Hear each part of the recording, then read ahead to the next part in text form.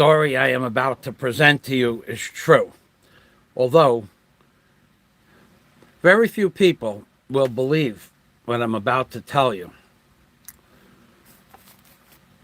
I want to play in the background the Twilight Zone music. I want to make it so that you understand that living in the Philippines and ordering equipment is so close to pure insanity that you understand what you're getting into before you get here, and that I make it perfectly clear to you people that if you're planning on coming to the Philippines, everything that you're going to need in the Philippines as far as construction equipment and tools is what you need to purchase in your country of origin. Things as simple as a high-quality cargo short from, say, Ex Aficionado that you can buy all day long from REI in America, you cannot get shipped here in the Philippines. Even though they say they have an REI store here in the Philippines, you cannot complete an order to get your REI shorts from India. There's a place in India. They will not ship them to the Philippines. So even things as simple as your sports equipment and your shoes and things like that, like myself, I wear a size 13 shoe. There was one pair in 6 years. I found one pair. It's on the floor over there. They're falling apart. But we're going to talk about an $8,000 cost for one rebar tying, automatic rebar tying tool, which includes, and when you buy something, now I know there's going to be people out there, well, you can't include your time. No, you can include your time. If I was working for a company and I had to order a tool and it took me 100 hours of research to find the tool that I wanted for the company I was working for, I would get paid for 100 hours work. But here in the Philippines, they believe all of these suppliers, they believe your time is worth nothing at all. And that's what it's like living here in the Philippines. It's insanity with the Twilight Zone music playing in the background. And I'm going to get a picture up on the screen for you so that you can see what I'm talking about here. And I'll show you the tool. Let me get this picture of the tool up on here.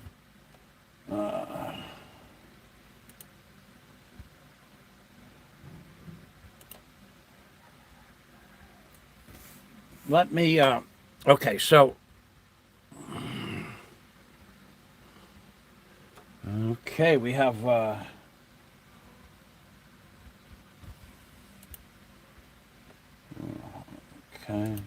we just had to take care of a little trolling going on, and we removed the trolling, and I have an idea of what to do with the trolls, but it would be, I have an idea. Well, let me just show you something. For those of you who don't have teeth, if you have teeth, look what you could do.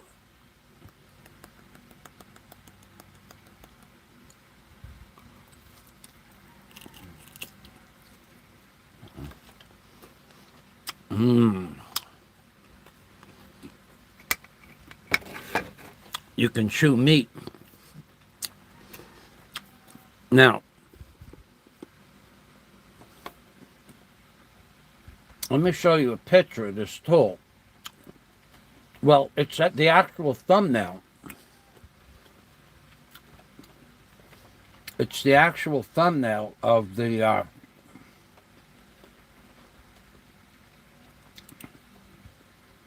there it is right here. Okay, let's get this up. No, I can't do that. I'm trying to get this picture up. You know, and the only way I think I could do that I can't open up the camera from here. I could do it this way. I'll show you a picture of what it looks like on the web. This tool is going to cost me, at the end of the day, the time, and I'm going to break it down for you, how much time I spent to buy this tool, and how many phone calls, how many countries, and how many emails, and how many people have tried to get this tool for me, until yesterday, magically, a new link appeared for the first time in 8 months. So let me show you what the tool looks like. And you're going to say, it's the size of a drill, a regular drill. Not much bigger than a regular drill. It weighs 5.5 pounds. I think that's what it weighs. And we're going to open that up right now. And there's the tool. Right there. It's a Makita. And what you can... Now, it doesn't say $8,000 next to it, because that's just the cost of that tool. But what I want you to notice is above the price of $870, at the end of the words, after it says Makita, the last word is Bare, B-A-R-E. Well, did you ever hear of something called Bare Essentials? Well, this is the Philippines Asian way to tell you that all you're buying is this tool. The battery is not included, at which point you have two options. You can buy a battery from this company for $300 even, US dollars, for a standard 18-volt Makita battery and a battery charger. Or you can buy a lithium battery from this company with the 18-volt charger for about $450 for one battery and one charger. So adding on to the cost of that machine, which is, let's just say it's 47,000 pesos. Well, I mean 44,000 pesos. So that's $880. Let's just say that's $900. And add $300 for a battery. The machine that you see there, because it says Bare at the end of those words, is only the tool. Only the tool, not a battery. And now, how did we come to an $8,000 fee for that tool? Well, I'm going to tell you how that happened. It happens because my time I value at a certain amount of money. Okay, now if I've actually valued my time at $50 an hour. I never did anything for less than $50 an hour. So now, and I have 100 hours to research and find this tool. Now, this is a legitimate 100 hours. It's well over 100 hours. But legitimately, if I had to put my firstborn and my life on the line to make a wager, I would wager I have 100 plus hours to buy the tool. How is that possible, you say? Okay, so back in November, let me get back to my home page so I could see the comments. You know how important the comments are to me. Not important at all, actually. They're not important at all. Not. Okay, so yeah, baby. Let's see what we got here. So Scott Del Fuego, my friend Scott. Looking forward to a live stream with Michael providing some laughs, teaching, and entertainment as he tells some stream of consciousness stories from his colorful past. Oh, how much I would like to tell that story. Here he is. Michael can now let you people know just how much time and effort is invested to obtain what in the USA is relatively common tool. Okay, so here's how I have 100 hours into this. Number one, when you go to buy a ReBar tying tool back in November, when I decided I'm going to buy one, whether they cost 200 or 400 or 600 or $800, I'm going to buy one of these. You could find the tool online, which I did, and then I went. It's on Lazada's website. ReBar tying tools. There are hundreds of them on Lazada's website. Hundreds of them. You go open up automatic rebar tying tools on Lazada, you're going to come to a page, and then you're going to come to pictures of more of the same or similar item, and there's hundreds of them. So you make your order, and I did, and I ordered one gun for one size rebar tying and one gun for another size. Either way, I put the order in, asked for your credit card, give the credit card number and the code on the back, and you push the button. Now, you're looking also, you want to buy wire for the gun, because every gun uses a different size roll of wire. Every gun. But there's no option to buy wire. For the guns, none.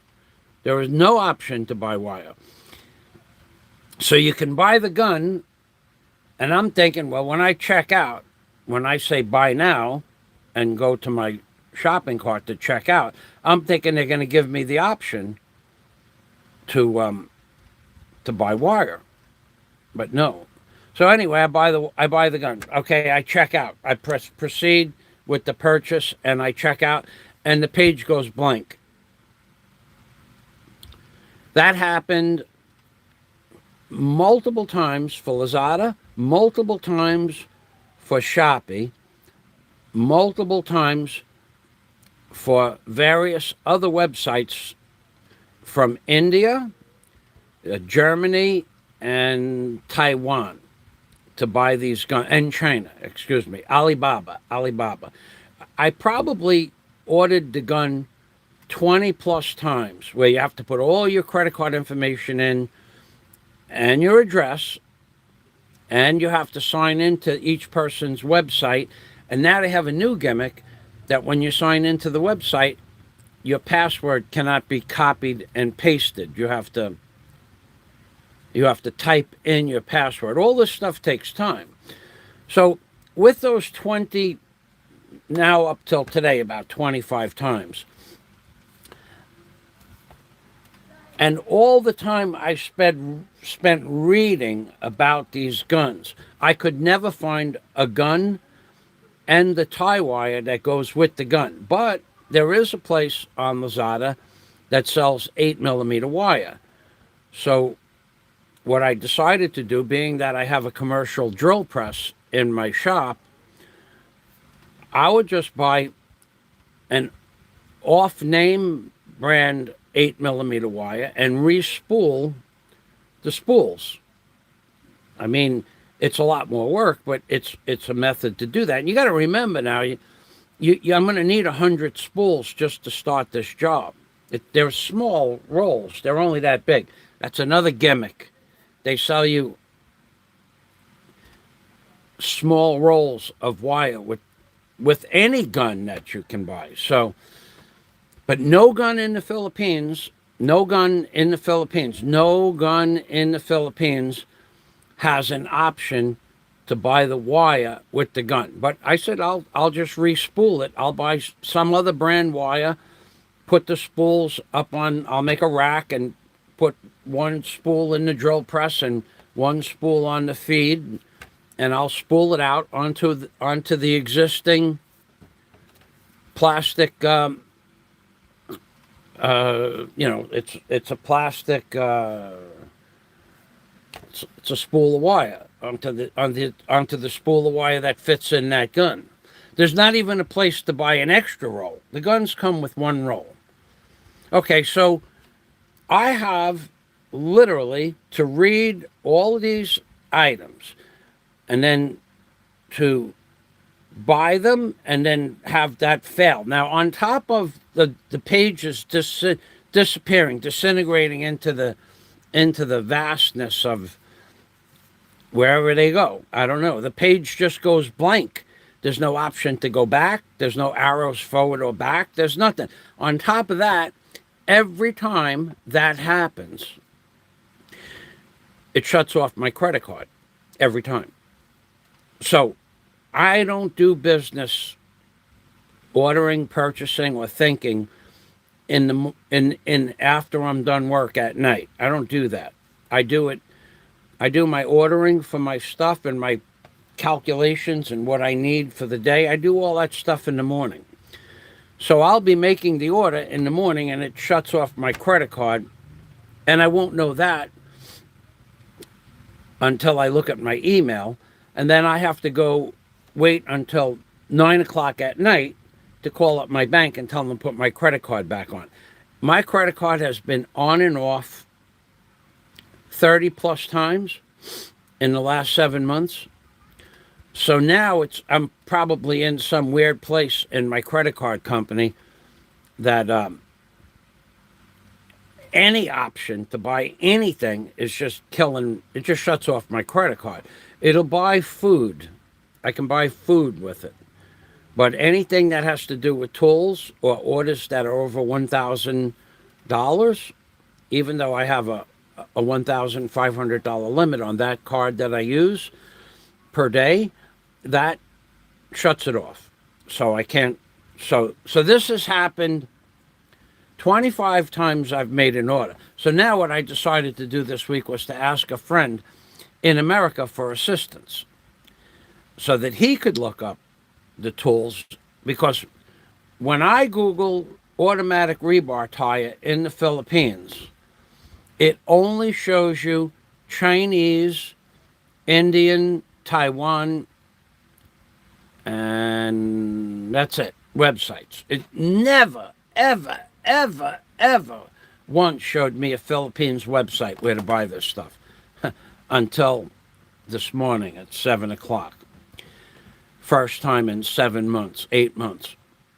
So now I go and ask a friend of mine for assistance. So we spent the better part of an hour, and he pulled up about 6 different rebar tying guns that could be bought in America, except the same thing. There's no option to buy wire with the rebar guns. So I'm back. But it doesn't give you an option on the page, but it doesn't give you an option when you check out. It doesn't give you an option when you say buy product now. It should say, would you like to order wire with that gun? You need to have wire. You need to have wire when you buy the rebar wire gun. It doesn't give you that option. Why? I don't know why. I guess because they just want you to buy the gun. I have no idea. Maybe when the gun comes, they'll give you an address to buy the wire for the gun. Who knows? But you're talking about 6 weeks of delivery time. It's insane. So we went through the route of buying it in America. So I decided, well, okay, I'll buy it in America and we'll ship it to the Philippines. Invisible magic. Yeah, the way that the websites, I want you people to go on, look up rebar tying tool in the Philippines. You're going to see what I say. There's no options to buy the wire. None. Well, there was one about a month ago. I saw one option to buy wire, and the rolls were $13 per roll, which I buy from Lazada for exactly $6 per roll. I have a whole bag of them in my container that I paid $6 a roll for. So that's what I was going to do, re-spool it from one spool to the other, unless I get lucky and the spools fit. I doubt that'll happen. But I know where to buy the wire, but I want to buy the wire for the gun, and I want to buy 50 pieces minimum, the first order. because I'm going to use a lot of wire. I'm going to use 100 rolls in 2 months. So I am the kind of person that likes to stock what I need. And 50 rolls won't go bad. It doesn't rust or anything like that. So we decide to buy the tool from America, but there's no wire. But that's not the problem. So I go, if you order it from America, I go on, I read, you have to read this. This is really important. You people out there that think I'm kidding, this is important stuff. The trolls are out, Marvelous Mark. So, this is important stuff. So when you read the fine print, it says ships to all countries. What does that mean, ships to all countries? And then it says except. Press here for details. So 95% of the tools say ships to all countries, or immediately it says does not ship to the Philippines. But the ones that says ships to all countries, except, it'll have a list of about 75 different names that it doesn't ship to. Croatia, Philippines, Africa, Russia, Hawaii. They don't ship to Hawaii. Or Puerto Rico. I don't know why, but they don't. All right, so you got to read that, but then read the fine print. When you read all of that, when you get to the point where it says it will ship it to the Philippines, it says see more details below. It doesn't show you the details. You have to look at the details. When it says see more details below, click here. The secondary button where it says see more details brings you to an amazing thing. You, I, we, and this is, I've proven this is true in multiple other videos. You are not allowed to ship a battery with the tool.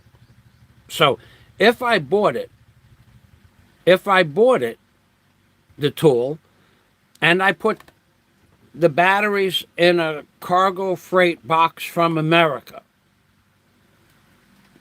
if they x-rayed the box, it says it in this exclusive see more details, if batteries are found in a shipping box when you go to the cargo container, your batteries may be removed. It doesn't say what they do with them. They throw them out. Well, I doubt they'd throw out a Makita battery, but you could send the charger, but you can't send the battery. So let's say I bought a gun and then I had 2 batteries with it. It comes the guns are $300 plus. Let's say I bought the tying gun for $300 and the 2 batteries, and they ship it and they take the batteries out of the thing. Well, now I have a $300 tool that's useless because I can't order the tool from China or Taiwan or India, because that page goes blank, and now the batteries are gone. This is because of that 2001, what the hell they call that, American security, I forget. I'm gonna chew a little bit more. Notice how my teeth, they chewed right through that piece of meat. None of my teeth fell out when I did that.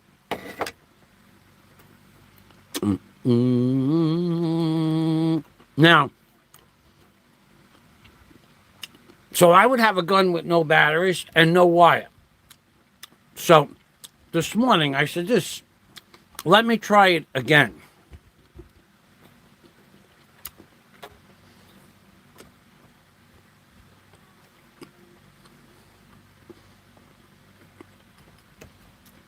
Because maybe there's a gun. Now, here's another thing. Makita, right? Makita is one of the best power tools that you could buy in today's world, in my opinion.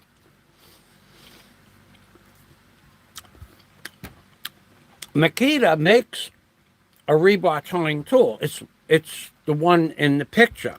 It starts at $1,000. Well, if you can, excuse me, if you can find that tying, the Makita ReBar tying tool on any website in Asia, it tells you this tool, Makita, cannot be sold in the Philippines. So if you were in China, you could buy it in China. I guess if you were in Japan, you could buy it from China. But if you're in the Philippines, you cannot buy online a Makita ReBar tying tool. So I said, what if I buy a ReBar tying tool from Makita in America? And we just take the chance of sending the tool and the battery charger and the battery. And then if they take the battery out, I can buy an 18-volt battery here for $200 for a charger and a battery. And it's a lot of money for a battery. Car batteries are this big. An 8D truck battery only costs $200. But now they're charging you $200 for one battery, $300 if it's a lithium battery. That's what they charge you here. $300 for an 18-volt lithium battery and a charger. $353 to be exact. I could show it to you. I know you don't believe that, but I'll show it to you. Here we go. $353 it is, boy. One thing I have is a memory for numbers. So here is one battery right now. There's a standard single 18-volt battery, and there's the price. $204.22. $204. But I said $350, right? Because that's if you want a standard battery. If you want a lithium battery, here's the price for the lithium battery right here. Standard price for a lithium battery is $353. For a Makita battery and charger, one battery, $353, plus $29 for shipping. I think that's a little bit rude, charging somebody $400 for one battery for one tool. You can buy two 8D truck batteries for $400. That's the price. That's an online price. Go into the store and buy a Makita 18-volt battery. First of all, they won't carry the lithium grade, which I don't care about anyway, but they won't carry a lithium grade battery. And some batteries you can't buy without the charger. They don't just sell single batteries. You have to buy a battery and the charger, or two batteries and the charger. So you're looking at an additional $300 for two batteries and a charger, on top of the on top of the $900. That's $1,200. Now, how did we go to $8,000? What my 100 hours of time that I have invested in this? So this morning, my 100 hours of time is worth $5,000.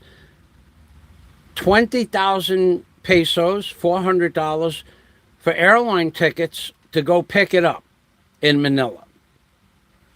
They don't ship products with batteries here.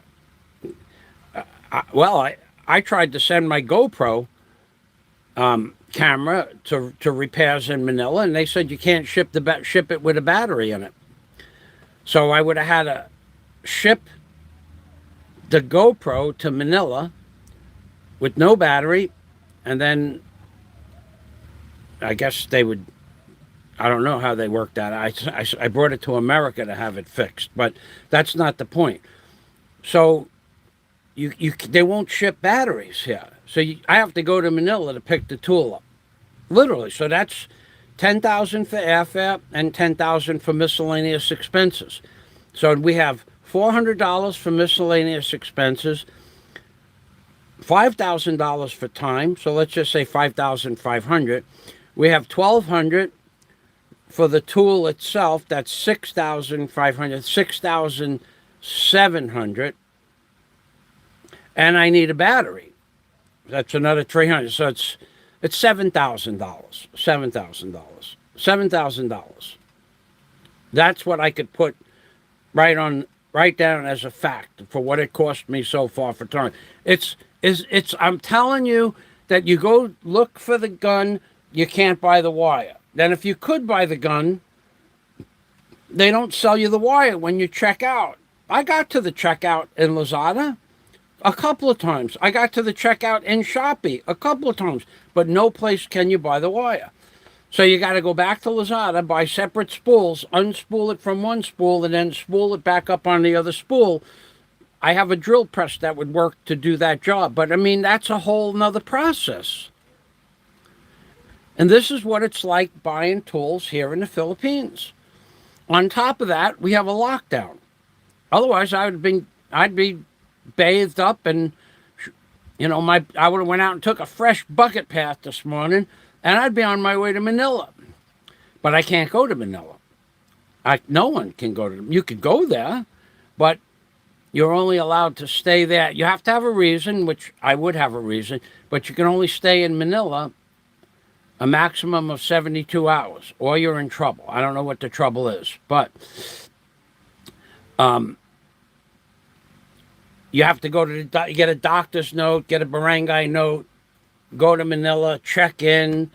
I don't know that I could do everything I have to do in Manila. I still want to shop for that computer, the Asus Pro Duo, dual screen, 15-inch, 2 terabyte hard drive, SSD hard drive. Still want to shop for that. That could take a whole day.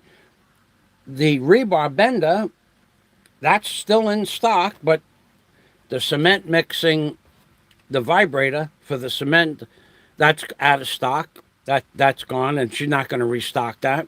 And this ReBar tying tool, I have to go there and meet with the people and make them open up the box and show me that it works. What if I bought it online with no battery and it didn't work? Then I'd have to ship it back. We could be doing this for 4 months. It is a nightmare with this lockdown trying to get stuff. Otherwise, listen, you don't know me. You people believe you know anything about me. I want something. I wanted a barge with a crane on it. I saw one in Michigan online. I called up Mike Wells, who owned the barge. Mike Wells says if you bring X amount of dollars in cash, it's that price. If you bring X amount of dollars in cash and with a check, that's a different price. We worked that out. I jumped on a plane before they checked your damn pockets for how much cash you have in them. And on May 15th, on 1988, I jumped on a plane. And on May 15th of 1988, I owned a barge with a crane on it. A 188-ton barge that had to still be brought back from Traverse City, Michigan to New York. 1,700 miles of Erie Barge Canal, the Great Lakes, Lake St. Clair, Lake Michigan, Lake Erie. I bought it. I needed it. I bought it. That was 3 months and 2 days. You don't think I would jump on a plane and go to Manila to buy this tool? I would. But you can't go there.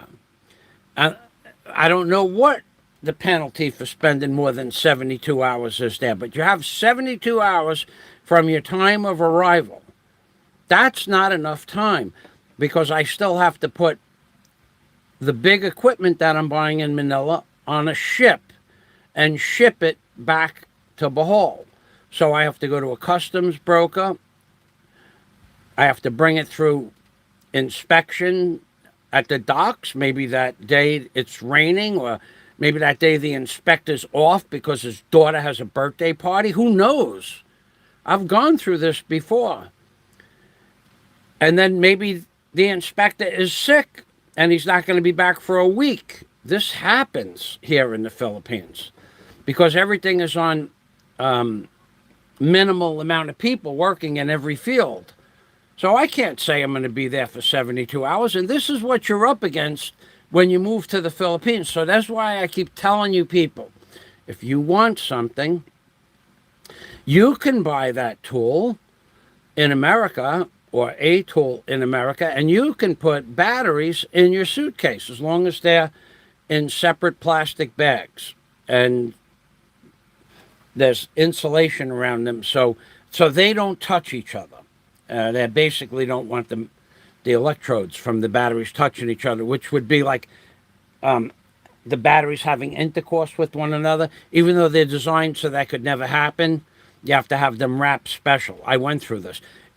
Even AAA batteries have to be in multiple layers of saran wrap, and you can have them together, but like 8 wraps of saran wrap on each battery, and then the ends, it's better to have them separated from one another, but you could bundle them up. But every battery, every D battery, C battery, and A battery has to be wrapped in saran wrap separate because of that stupid regulations for the whatever, when they're afraid people are going to bring stuff on the plane and make dangerous stuff out of it.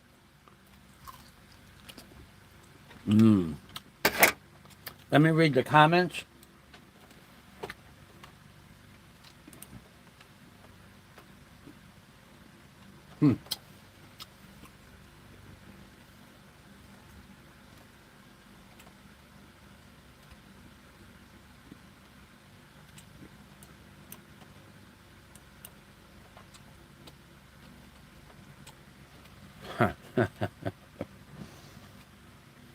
So, on top of the 100 hours that I have just for this one tool, we're not talking about the rebar bender. In order to find a place to buy a rebar bender here in the Philippines, that was probably 50 hours of research. And Scott Del Fuego, now in 50 hours of research for the rebar bender, of me looking for a rebar bender, China. You don't think that China controls this world? Let me tell you something. China controls the Philippines and it controls America. In 50 hours of researching rebar benders in the Philippines, every link brings you to Alibaba, Shopee, or Lazada. No other place. No options to buy a rebar bender in the Philippines. So I was almost flying to China to buy a rebar bender cutter machine. Scott looked it up, rebar bender cutting machine, and 10 seconds later he had a link for a rebar cutting machine in the Philippines, in Manila. Because China has the internet shut off, you're not going to get options to buy from the Philippines for that tool. China wants you to buy it through Alibaba or Shopee or Lazada because they're all owned by Chinese investors.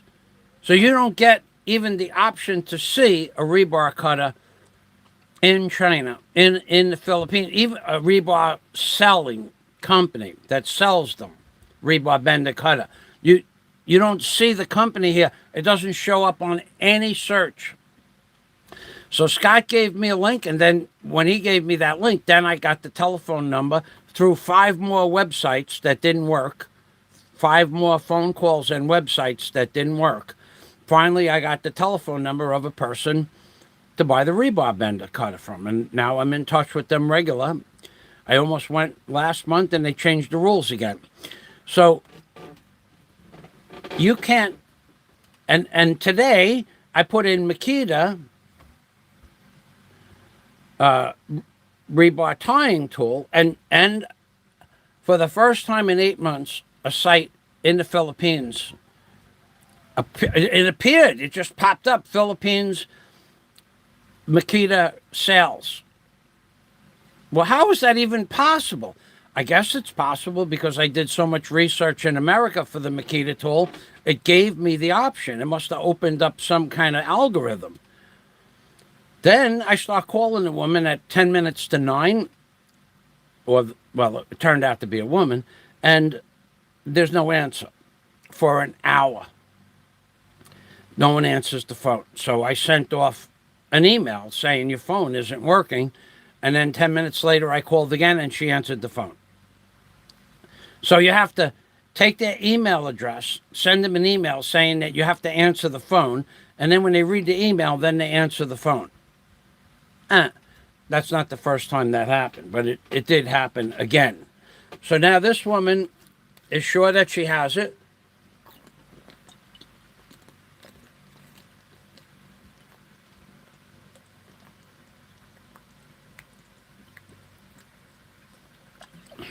That's how real men drink water. That's cold, too. Oh, man.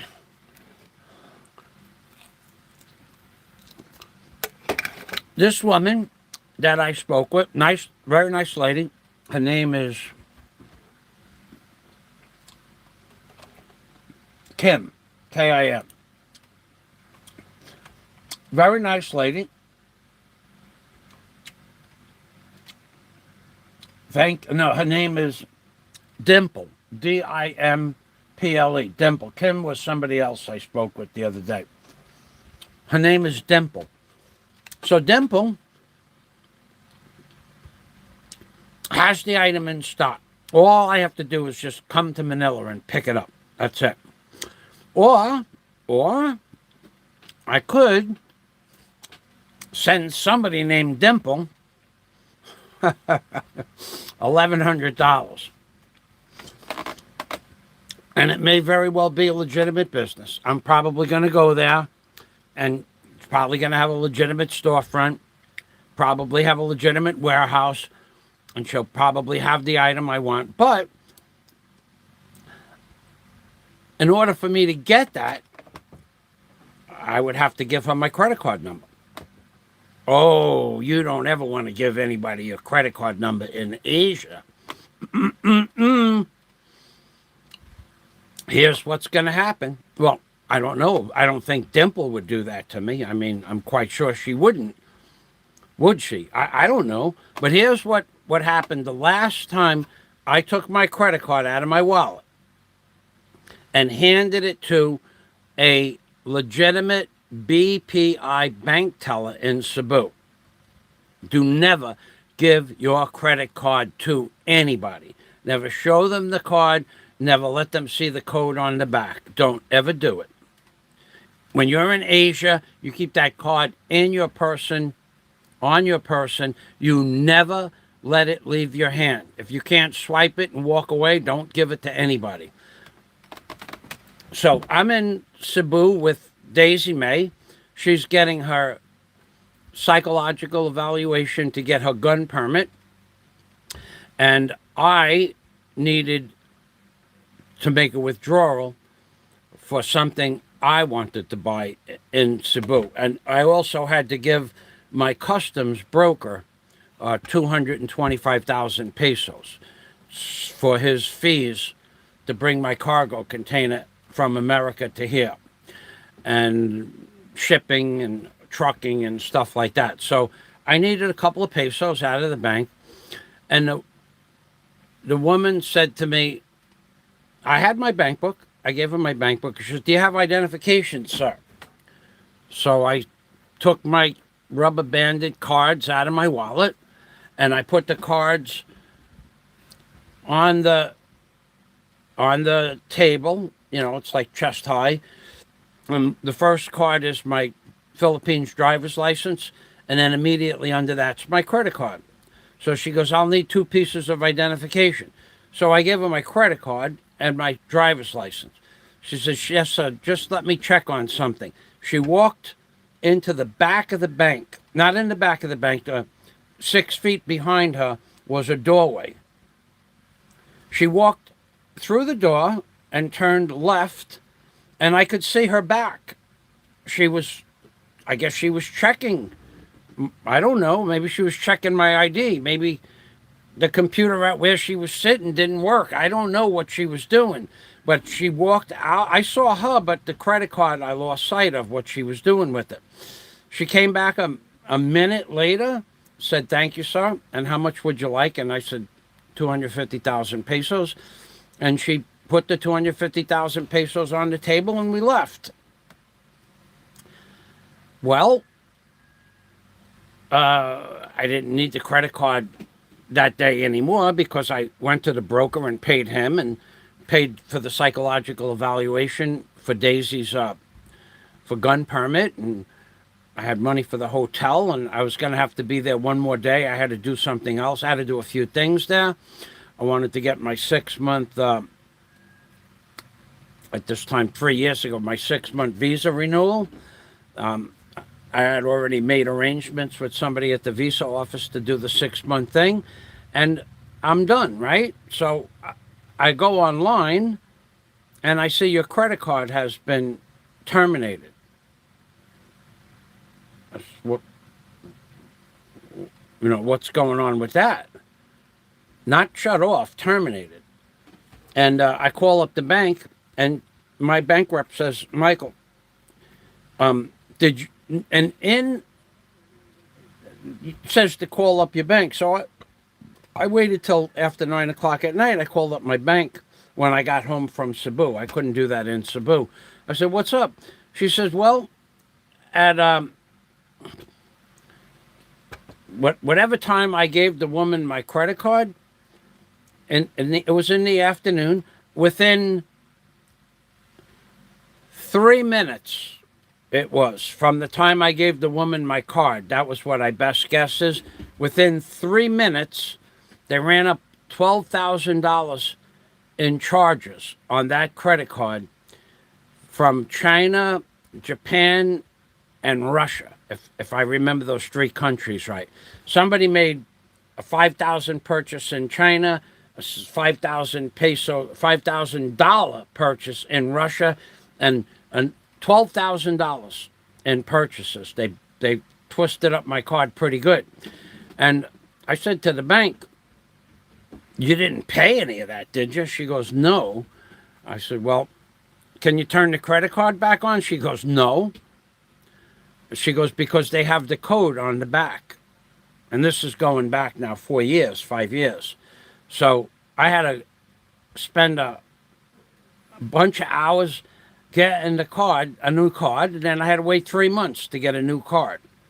Plus the shipping, $30 to ship the card from America to here. Don't ever give anybody a credit card. It is not easy doing business here. If I wasn't in business my entire life, if I didn't have business savvy, a little bit of business savvy, I'm not Lee Iacocca, but damn, I never would expect if I gave a bank teller in my bank the card, that 3 minutes later that they were going to burn it up for $12,000. Who would think that a bank teller is going to do that? Well, she did. I went to BPI Bank, and I had a lot of money in BPI Bank besides the money I took out. And I went to the BPI Bank and I told them the story, and she goes, oh, that's impossible. Is it really impossible? Okay, here's what we're going to do. I have to leave $200 in the account to keep it active, right? Yes, sir. Give me the balance of what's in the bank.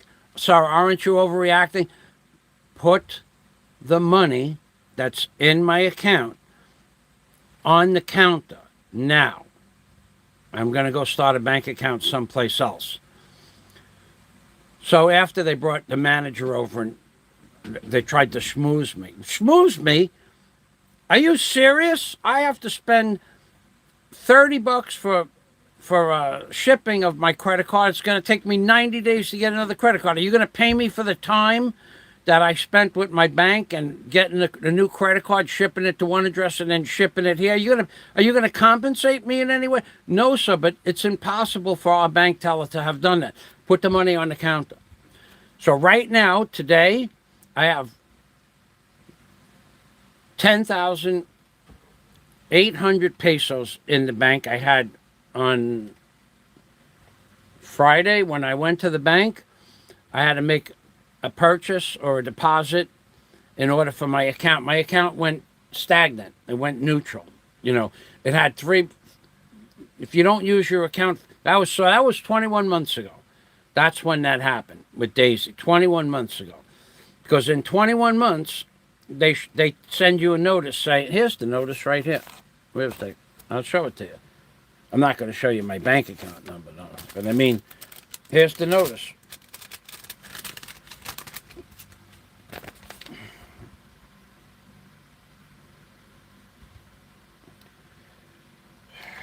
No numbers here. Okay. We'll show you this. Bank of the Philippines. Hold on a second.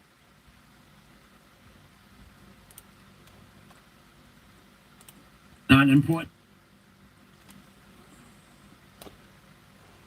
Bank of the Philippines. Right there. And what's that, dated April 30th? Yep.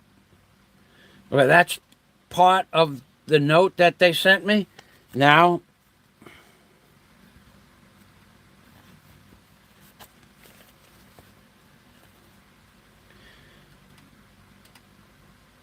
okay, so there's no numbers there.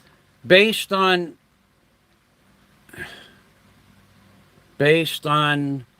our records, you have not used your account in 21 months.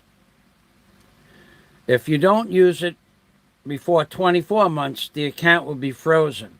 And then it goes on to tell you how you can get your account activated again. All I have to do is go into the bank, make a deposit, or a withdrawal, or even just put my debit card in the machine and see how much money I have in the bank. But I threw the debit card out. I just threw it out. It was just junk. I'm not going to use that bank anymore, right? If I'm not going to use the bank, what do I need the debit card for? I'll leave 10,800 pesos in the bank. So Friday I went in there and I said to the lady, I don't want to put too much money in any one bank. So I said, maybe I have to get this account activated, but I went to a different branch. And I said, this is what happened to me. Get the manager. And I told him what happened. And she didn't say that's impossible, the manager, because she looked at my bank records. She knew I was serious when I told her I took all the money out. I told her how much I took out of the bank originally, 250,000 pesos. And then I told her what happened within 3 minutes. She didn't say that's impossible, because nobody takes out that much money from a bank for no reason. So basically, I dumped down the account down to 10,800 pesos. You have no idea what it's like doing business here in the Philippines. None whatsoever. Just to fill out the paperwork to start a dollar account, just to fill out the paperwork, takes 4 hours. It's 29 signatures, 29 written, 29 times you write your name out, and 29 signatures. It's probably 14 plus sheets of paper with all the information being redundant. Sign your name, print over your printed name 3 times on this card. And you get 4 cards. You have to do that on 4 cards. 3 signatures, 3 written names on 4 cards. So that they're all originals.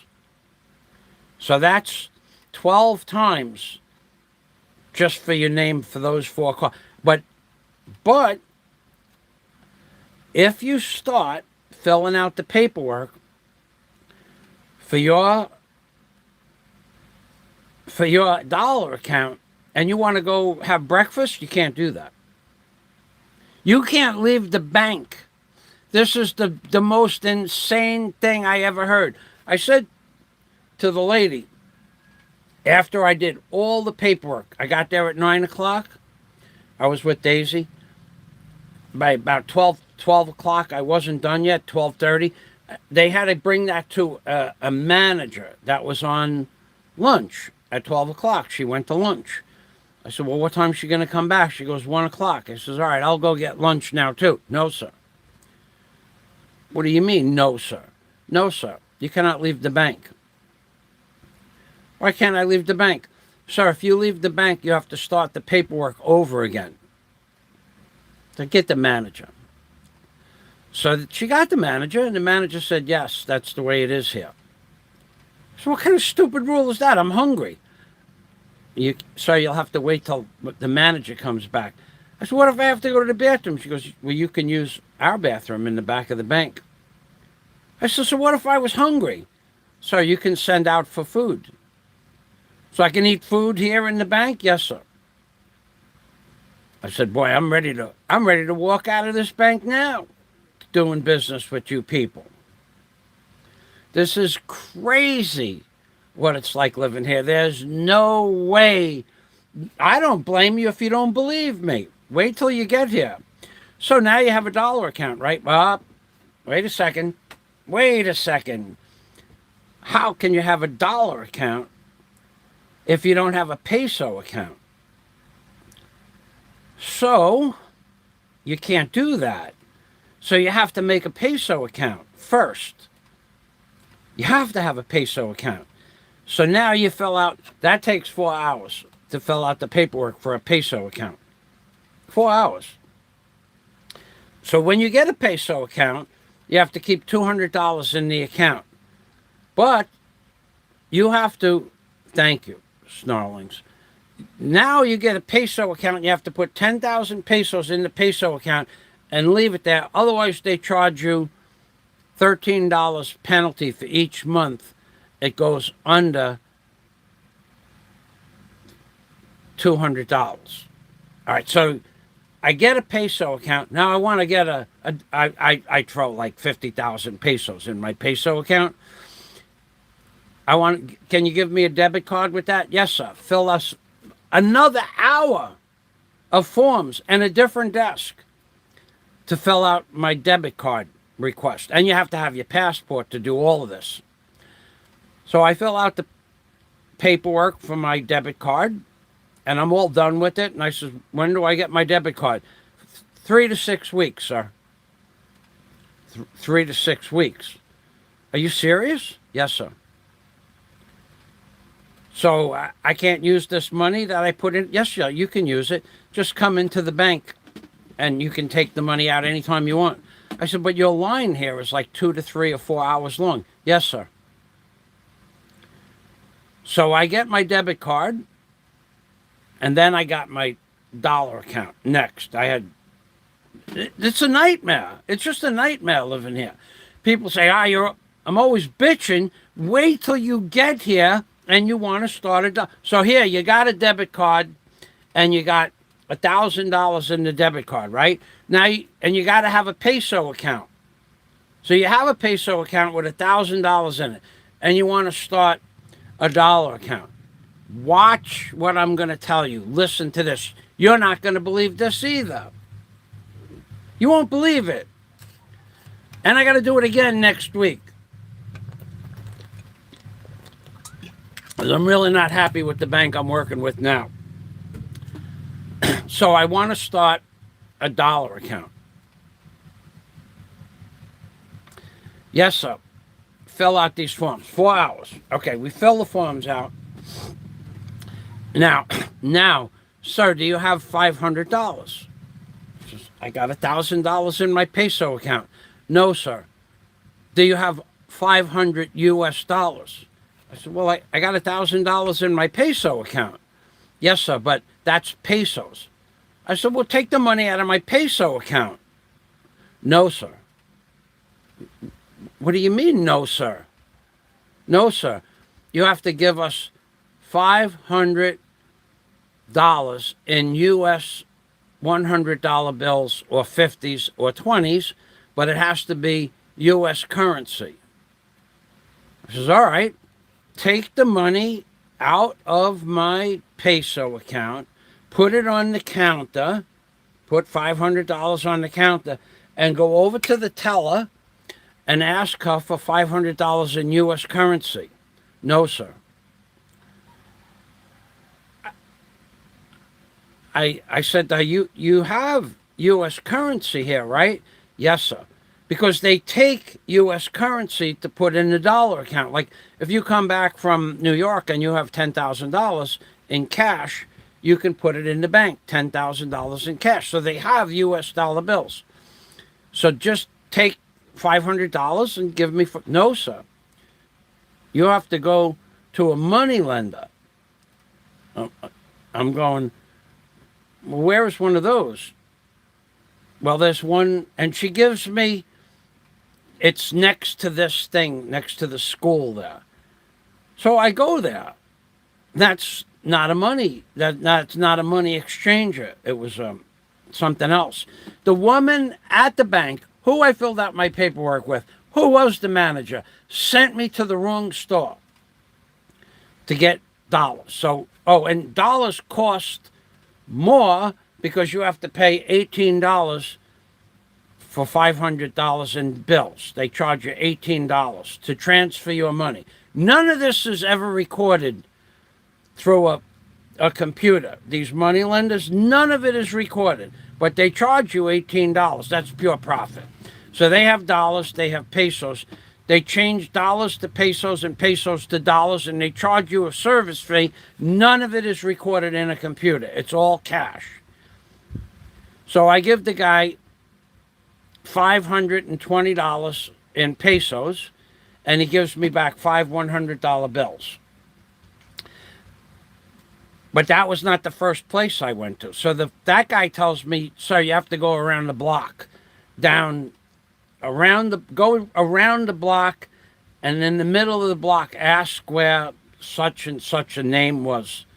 So I go there and I find the place easy enough, and they're all Indians. In the Philippines, the Indians are in charge of cash on the street.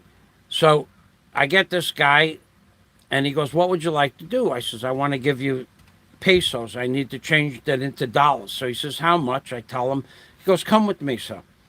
So he takes me in behind the counter, behind the sales girls, behind the vault, all the way in the back room. I'm going, this guy's going to freaking kill me.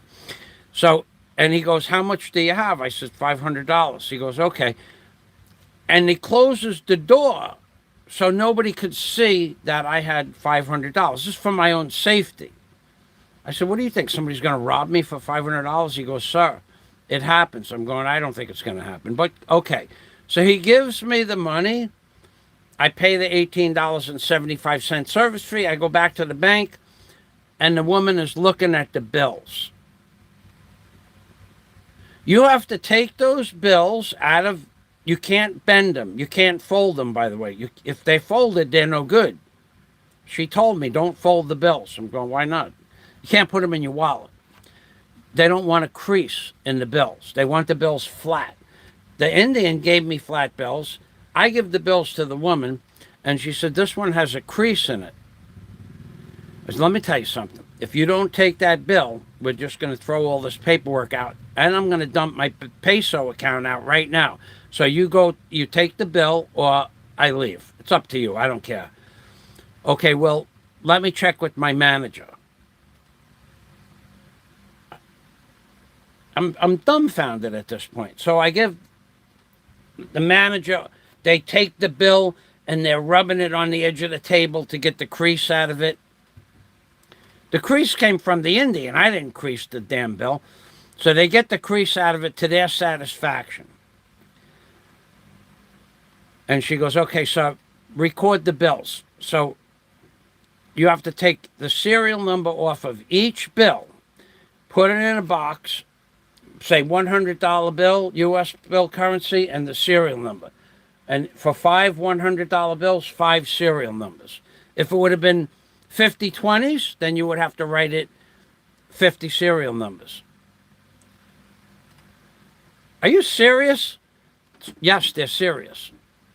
So that whole process takes 5 hours to get a dollar account, plus the 4 hours for the peso account, plus you have to wait 3 weeks for a debit card, and you have to pay $3 for a debit card. Holy macaroni. Let me read the comments. This is insane what they do here. But the bottom line is, Don't ever give your credit card to anyone in the Philippines, ever. Don't leave it on the counter where somebody could pick it up and take a picture of both sides, or run it through a scanner. Never let your credit card leave your hand, because that cost me several $100s in time to get a new credit card, and 3 months.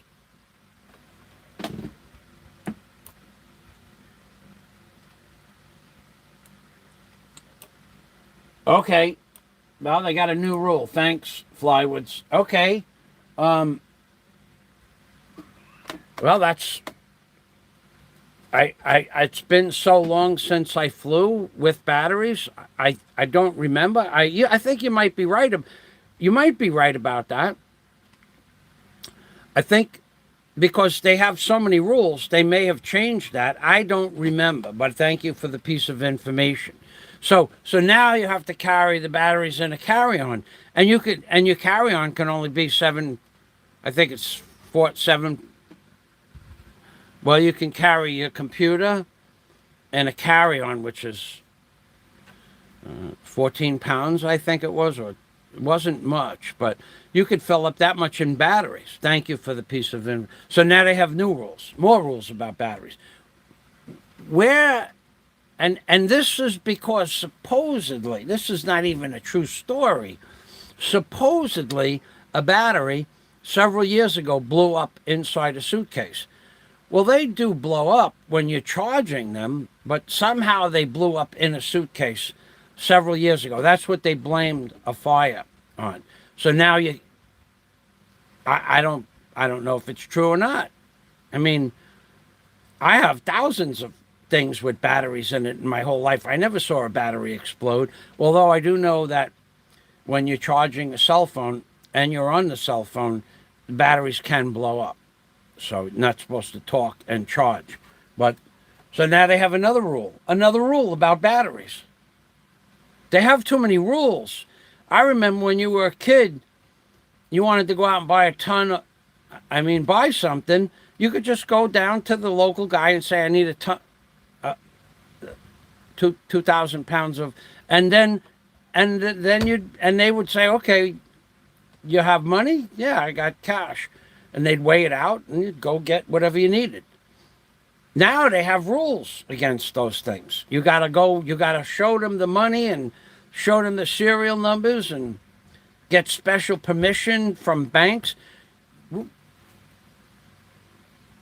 You can't do what you used to do anymore. This is not a free world we live in. It's no longer a free society. In Florida, for me to set up a bank account takes 45 minutes. When I was in Florida and I had all my ID with me, I had 3 banks that I did business with. One, 3 banks I did, but 3 different banks. That's just the way it worked out for me. I had 3 different bank accounts, 3 different debit cards, but whenever I wanted to set up a bank account, even when I went to New York and I wanted to set up a bank account, I wasn't in the damn bank with my Florida ID and my passport. I wasn't in the bank 40 minutes, and I had a bank account in New York, which I forgot all about. I got more money in that bank, too. I forgot all about that bank account. I'll have to see what I got to do to get that money. I don't think I have a checkbook for that account. Oh. So now, listen to this. Now you have a dollar account, right? You have a dollar account. And in your dollar account, you have $1. Okay? You have $1 in your dollar account. I want $1. Let's say you have $10 in your dollar account. You have $10, it's your money. I have the bank book. It's in the bank book. I want 10. I have $10. I want 5. Yes, sir. Do you have a check? A check. Did you need a check for me to deposit the money in cash? No, sir. But I need a check to get money out of my dollar account. Yes, sir.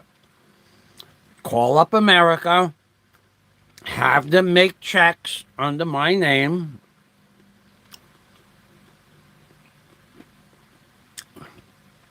put my name on the check, put the address of the bank on the check. If it has the name of the bank without the address, the Philippines government doesn't take the check.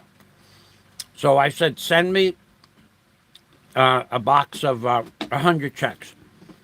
Okay, Michael, they'll be in the mail. You'll have them in 3 days. That's to my New York house. Well, they ship the checks to me, and I bring the check to my bank in the Philippines and tell them I won $5, and I fill out. The paperwork takes about just under 10 minutes to fill out. To remove money from my bank account, it takes me 10 minutes. You don't just walk up to the teller with your bank book. You have to write out a check to yourself for the amount of money that you want. So I write out the check to myself, and I made a little clerical error. And she said, "Sir, do you have another check?" It was in the number thing. I put down an extra zero, and then I put I did something. It was some clerical error. I'm not real sure what it was. Whether it was a zero or the two little zeros you put after the money. You can't put those zeros in after the money. If you want $800, you have to write 800. You can't write 800 period two little zeros, because that comes out to 8,000, 80,000. Okay, so, sir, do you have another check? This one's not accurate. So it looks pretty accurate to me. Yes, sir, but it has an extra zero. So I said, well, just put a period there and put another zero. No, sir. Okay, so I had another check. So I write out, now I'm not happy. And this is why I'm going to change banks again. Sir, do you have another check? I had two checks. So I write out another check. And she goes, she looks at it and she brings it to the teller with my paperwork, with me and my bank book. And we go to the teller, and the teller says in their language, it's no good. Why isn't it good? It has to have the address on the check of the bank that issued the check. So on my bank, there are multiple banks in the Florida Keys. It didn't have the address. It has to have the exact address. It can't have a post office box address. It has to have the address of the bank. So we throw out 100 checks, and we wait 3 more months, and I get checks again.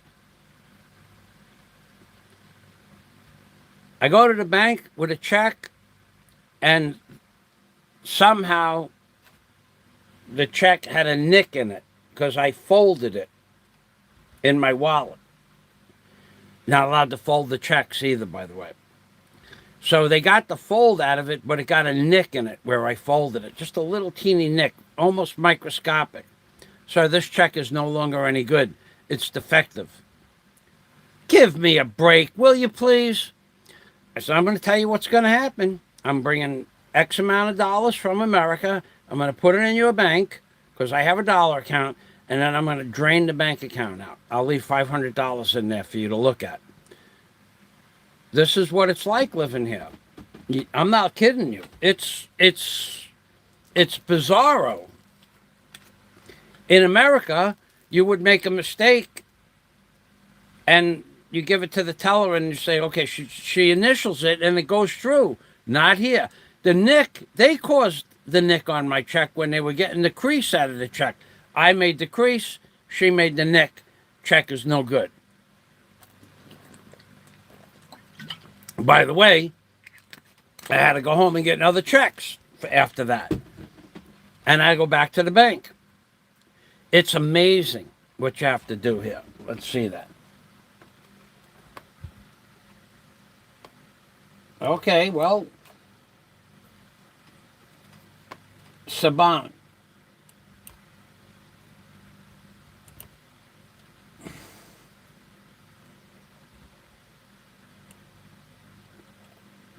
Well, I guess, I don't know. You fill out all those same forms that I filled out? I don't know how many forms your bank made you fill out. I know I signed my name 29 times.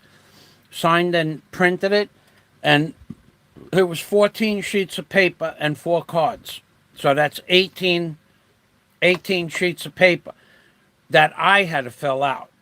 I had to fill out my American, everything, address, social security, age, date of birth, multiple places. Sometimes you put your name and date of birth in multiple places. So if it took you 1.5 hours, maybe you're smarter than me. Of course you're smarter than me. Everybody's smarter than me. So, but it is a lot of paperwork no matter. Even an hour and a half. That's ridiculous. But I don't know what your bank required from you. My bank required 4 hours to do the paperwork.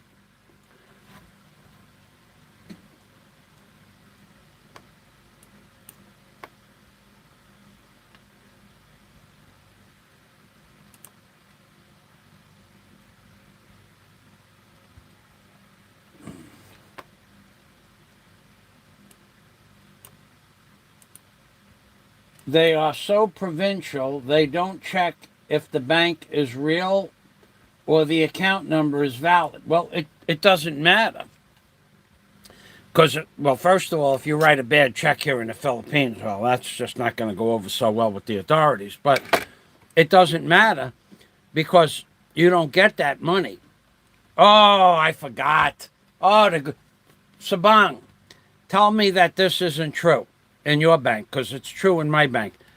After you write the check, before 12 o'clock in the afternoon, it's 38 days before you can touch that money. It takes 38 days for that check to clear. This is the biggest mystery in the Philippines banking industrial complex scam that you've ever heard in your life.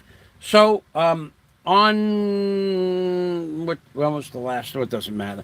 I put a check in the bank. Well, we're in June already. May 1st. I put a check in the bank May 1st for X amount of dollars. Now I had money in the bank, but my first check that I wrote took 38 days. So for 38 days, I give them a check, the first check in my dollar account. Well, the first check, of course, was no good because it didn't have the address on it. So 3 months later, I have another check that does work. So I write the first check out January 1st, let's say, at 10 o'clock in the morning. My money comes on not January, but February 8th. That's true. That's about right. February 8th. 38 days. But I knew that. It said a minimum of 30 business days. So 30 business days plus 4 weekends is 38 days. So I called up my bank. I think it was a Friday, whatever the day, not January 1st, but because January 1st is New Year's, but whatever it was like a Friday. So I call up my bank on Monday and I ask them, did the money come out of my account? Like, was it a successful check that I wrote to the bank? Yes, sir. How much? And she says $10. I says, okay. So I go to the bank about, I don't know, I had to go to the bank to my peso account to get money. And I says, I sit down with the manager. By the way, the bank said my check cleared on Monday, so that was two business days. Is it still going to take 38 days or 30 days? Yes, sir. So where is the money now? Oh, we do not know, sir. What do you mean you do not know? So we cannot trace the money where it is. I said, well, I gave you a check. Yes, sir. And you made a withdrawal within 48 hours. Yes, sir. So where's the money? We don't know, sir. I said, well, who's collecting interest on it? My bank is not collecting interest on it because the money left. Are you collecting interest on my money? I don't know that information, sir. You liar! You liar! This is the manager of the bank straight up bold-faced lying to me. You don't know if the bank is collecting interest on the money. If the money left my account, where did it go? She wouldn't tell me. She said she didn't know. And she said she didn't know if the bank had it someplace where it was collecting interest. Well, why don't you're the manager of the bank and you don't? They lie. They have to lie. So I never did get an answer. My best guess is that the bank puts it in some kind of risky fund and they collect 14 or 15% interest on it for 30 days and then they give it to you. By the way, how much money do you collect in interest in the Philippines? Want to know? Take a guess. Sabang should know this. How much money do you collect on interest on your money, Sabang? Tell them how much it is. It already cost me more money talking about it in the last 30 words than I could make in a year. For every $1,000, you have in the bank, you can make $2 a year. $2 a year.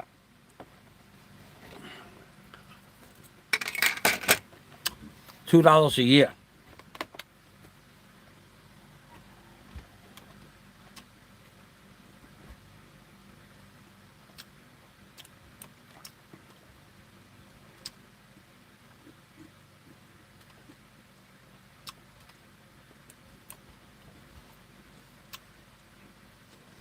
Well, that's true, Scott.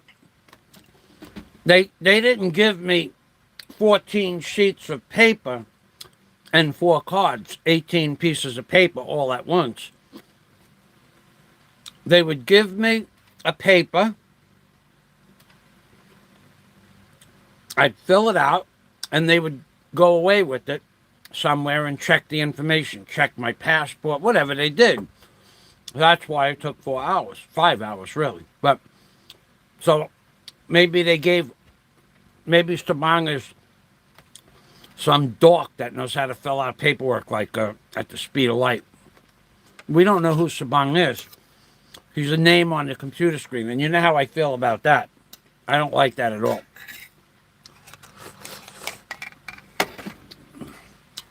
So that's how long it took me. What else was there? So it's 0.02%, I think, is the interest rate on your 0.02% is the interest rate on your savings, and no interest at all is accrued on your debit card. Nothing in checking. I don't really care so much about that, but I mean, that's not the point. The point is where do the banks are making a ton of cash.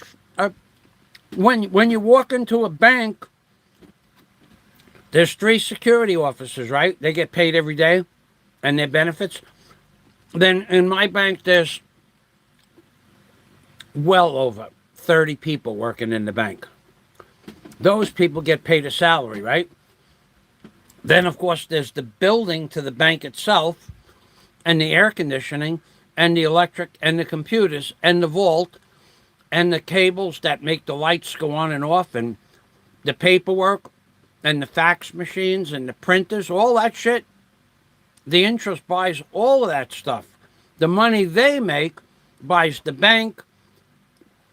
They build a new bank every 4 months with the money they're earning from the money in the bank.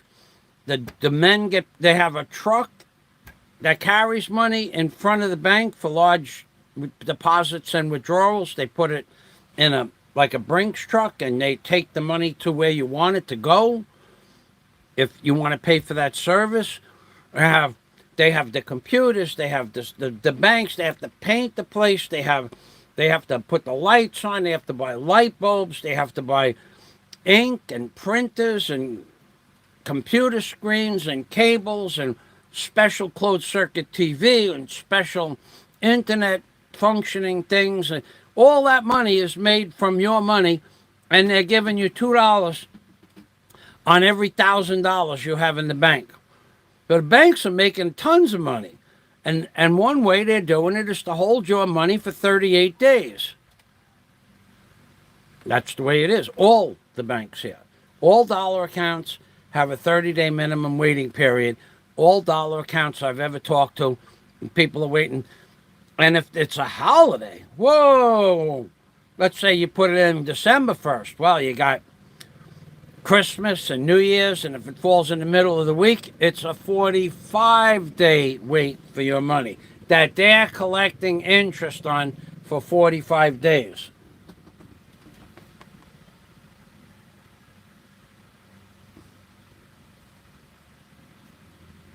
Oh, yeah, Marvelous Mark.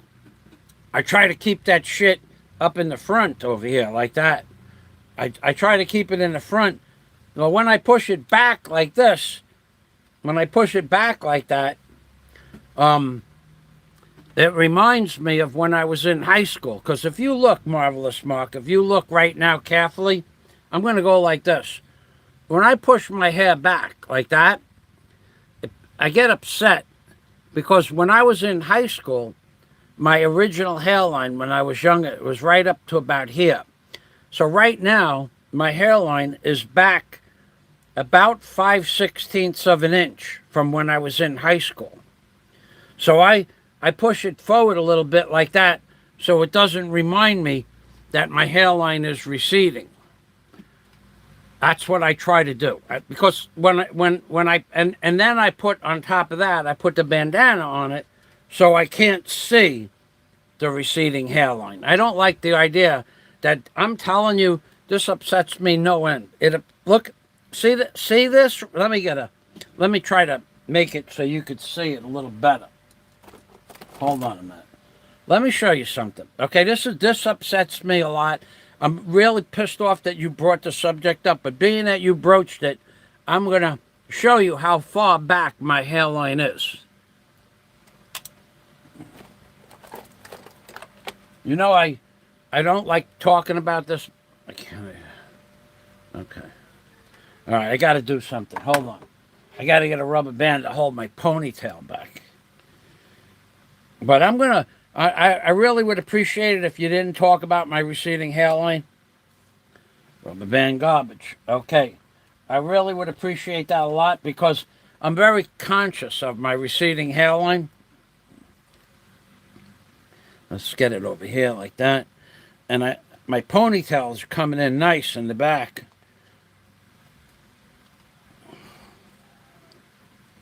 Okay. Let's see what we could do here. Let me just see this. I gotta.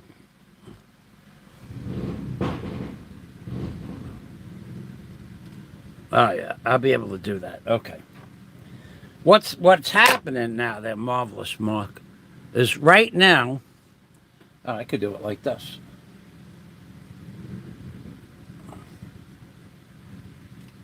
I can't do it like that. I can't see. Hold on a minute. I gotta clean these glasses. Well, you know what I could do? I could just get another pair of glasses that are clean already. Yeah, this is pissing me off that you did that to me, Marvelous Mark. I really don't like that at all that you did that. I wish you wouldn't have reminded me of that, but you did. Okay, that's better. Yeah. Oh, damn. These are the 5.0 glasses. Yeah. I'm definitely pissed off at Marvelous Mark. So look, you could see the hairline is back there, right? But when I was in high school,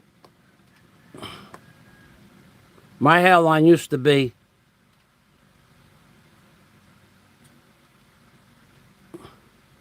all the way down here like that.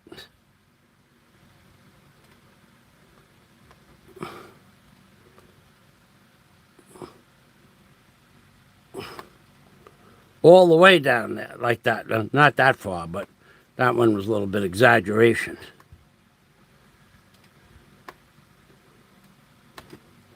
I should get really a tattoo so I could keep track of this, because every year it's going back 1/100th of an inch or so. My hairline used to be like that, up to that red line. But now it's not there anymore. It's all the way back there. Look, see how far back it is? If you had like a, I don't know. If you had, let's see, what would you have there? If you had a, I don't know, if you had a, I don't know what you could fit back there, but if you had a really, really, really small car, like that big, like a miniature toy car, you could run the car between my original hairline and my current hairline. Or a mosquito could actually fit between my original hairline and my current hairline. I don't know why you reminded me. And also, you could see, if you notice, when I get close up like this, if you notice, some of that stuff, some of it's even turning some weird white-like color, silver and white. Not all of it. And on the top here, on the top, it's all still there.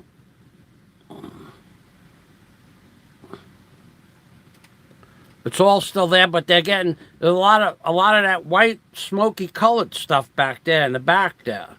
So basically, it's back. I'm going to say, because I have a picture of me in high school, basically I would say my hairline is already back from when I was in high school, damn near 1/4 of an inch. So that's why I push it forward like that a little bit. I only have to push it forward. And that's why I wear the bandana, so I don't have to see the receding hairline, because that upsets me a lot. So now, being that you did it, I'll put it like that so everybody could see. I mean, I'm not embarrassed about it, because, I mean, you know, some people, their hairline has receded even more since high school. So I guess, you know, it could be worse. I mean, I've seen people comb their hair forward, and when the wind blows back, it looks like you know, empty space. I don't know. A lot of skin. But on me, not so much. But 1/4 inch, I'm not even happy about that. I'm not happy about that at all. And even sometimes when I comb my hair, some of that comes out in the comb. That's natural. That's normal. But I'm not happy about that. I wish it would all just stay right where it was and remain the original color. Because I see people with black hair now, and I'm going, I remember when my hair was black. Yeah, I'm very conscious of my receding hairline. And you should be too. But thanks for reminding me about that. And probably I'll have to block your worthless self for making, because I get upset. I'm thinking now, my hair, now I'm conscious. Now when I go somewhere, I'm going to be conscious of my receding hairline. So when people ask me what this is,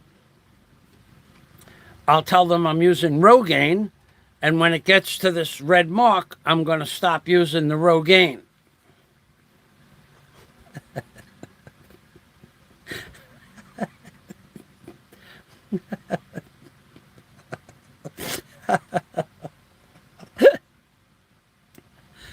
Maybe you guys will feel a little sorry for me and send me some money for a hair club for men. Yep. Anyway, thanks a lot, buddy. Really appreciate those little pieces of information.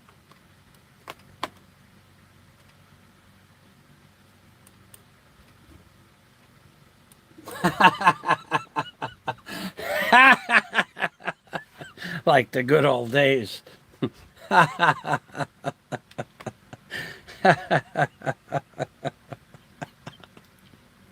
I make me laugh. Hey, I'm also doing public service announcements. Now, for people that want to come to the Philippines, or people that want to have, they want to know things, I'm going to put out a little piece of information each and every day. Some of the stuff that I've been looking up, though, comes from, the ideas come from people that send me information. I don't know if, I believe the information is true because it comes from 2 or 3 different places, but I can't prove it. No, that had nothing to do with anything I've done yet. Now, but tomorrow I was going to post some public information, but I don't think I'm going to be able to post that information. When I looked it up, I don't know what YouTube's rules are on, there's, I don't even know that I could say it because this is not an age-restricted video. But there are people that have, I'm not going to say it. I might say I might have to do an age-restricted video for my next public service announcement because I don't really want to, talk about something that should be age-restricted in a non-age-restricted video. Even though I could probably slide through it if I worded it right, I'm not even going to talk about it. I'll wait until I build up enough websites for my next public service announcement. Although if I were you, would not click the links that I went to look up the information. I mean, because the algorithm is going to pick that crap up and start sending you some really weird stuff. It already happened. I have a whole bunch of public service announcements that I want to make for people that live here in the Philippines or are going back to California or Wyoming. One guy's Wyoming, one guy's New Mexico. A couple of different states they went back to. I have some public service announcements where they can participate in some of the activities I heard they like, but I can't put it in this video. Although I want to, I can't, and I won't because I'm a very, very conscious man when it comes to rules and regulations. I would never break a rule. So let's see what we got here. Yeah. Marvelous Mark, you got me going today, boy. Look at that. Look at that. Look at that. It's back. I bet you that from the top of the red line to the hairline, I bet you that stuff's back a full 5/16 of an inch. And what was that, 45 years ago? No, 45. What am I talking about? 50 years ago. 50 years ago. For 5/16 of an inch is, an eighth of an inch is 125, and 2/8 is 250, and another 16th is 60, so say 300. So 3/100 of an inch. It's back 3/100 of an inch over 50 years. So divide 3/100 of an inch into 50 years. What does that come out to? 100th of an inch in 50 years. It's moving back at a rate of about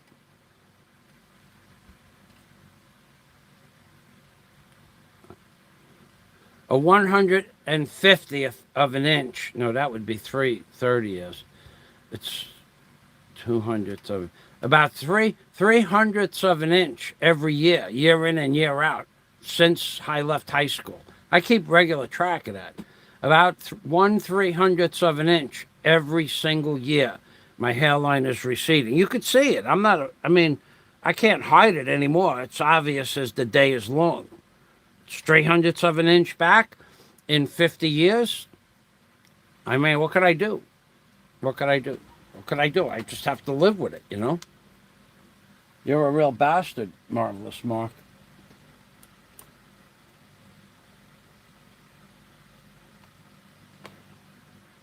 Yeah. I'm already getting that shit. in my suggested videos.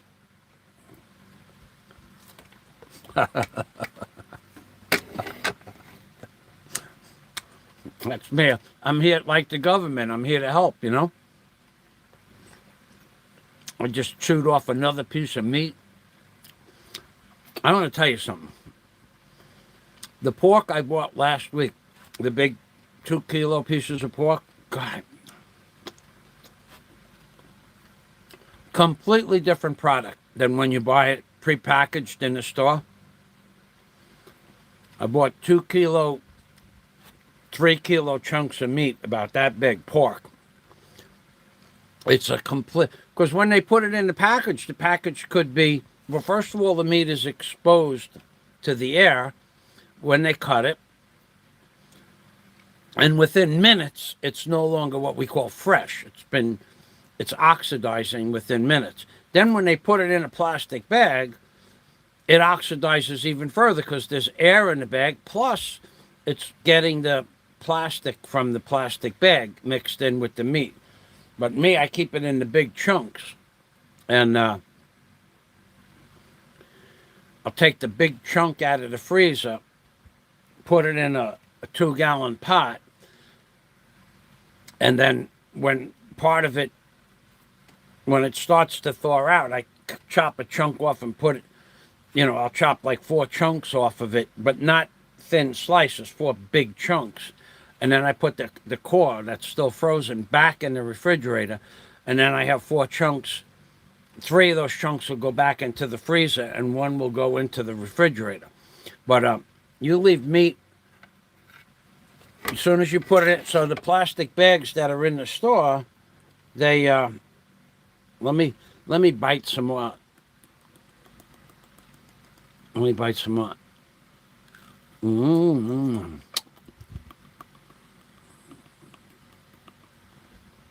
Well, that's good. Oh. So now I have a new thing I'm doing. I was eating cabbage with the pork. I ate cabbage with the pork 3 times a day for about 7 months. But I also was eating bread, a loaf, or maybe even 2 loaves a week. And also I was buying about 20 pieces of bread, sweet pan, a week. I haven't had a piece of bread now in a month, or a piece of pan, sweet bread, sweet biscuit, in a month. And I'm not eating the cabbage anymore. I found a new thing I like. When I get hungry, I bought this month string beans. My purveyor of vegetables in the market, he had string beans for 30 pesos a kilo, and cabbage was about 60 pesos per kilo. And I looked at the string beans and I like this guy. He's been great to me over the years. He's just a pleasant guy to do business with, and everybody there, when I walk up, we all laugh. I don't have a video of them. I'm going to put them on video, but they would prefer not to be on video. So I'm going to do it anyway. Because it'll be like I'll walk by them and they'll say hello, but you won't know who they are. But I just want to have a video of my friends. We've been friends for 6 years. So I said to him, those vegetables, they only have about 3 more days before you have to give them to the hogs. He goes, yeah. I said, well, I know how to cook those vegetables to make them absolutely delicious. And I could make them last for 6 days because I'm going to put them in a refrigerator. So I bought 3.5 kilos of string beans. So I've been eating string beans with garlic and a little bit of cream cheese. So I'll mix up 1 kilo of string beans in my 1.5 gallon pot. 2 ounces of cream cheese, 2 bulbs of garlic fried in oil. I fry up, I'll just tell you how I make it. I get the 1.5 gallon pot. I get that searing hot. I mean, blistering hot. Almost you can see the steel turning black and blue. That's how hot you want to put the oil in the pan. You want to be careful. A little bit too hot and it goes on, it burns it. But you don't want to burn it. You want to get that pan as hot as possible. And my garlic is already chopped up. When you get that pan as hot as possible, then you dump your oil in there, and then you throw your garlic in instantly. And that'll brown your garlic, crisp it on the outside. That's what you want to do. And then with that, as soon as it gets crispy, I throw in a whole tablespoon of chopped up dried onions. And then by the time I'm done dropping the dried onions in there, I put in about 10 ounces of distilled water. I only drink distilled water. Now, and at the same time I put the water in, I put in my hot pepper, my sealy, mixed in with vinegar. About a tablespoon of chopped up sealy. That's a little bit too much for most people. But for me, it takes the place of salt. And I put that sealy in there, and I let that cook until it boils for about 45 seconds.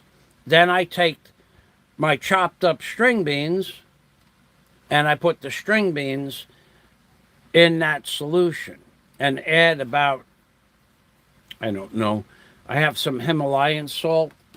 I add less than this cap here. If I took the cap and a quarter of a cap full of salt, that's all I put in there. I quit salt, basically. But you got to have salt in your body. You got to have it. You need it, especially working outside. So I'm taking in 0 grams of salt from my food because I'm no longer eating anything at all except the pork, the string beans, the garlic, and the sealy. So I have to put a little salt in. Otherwise, you get cramps. So I'll show you what the string beans looks like.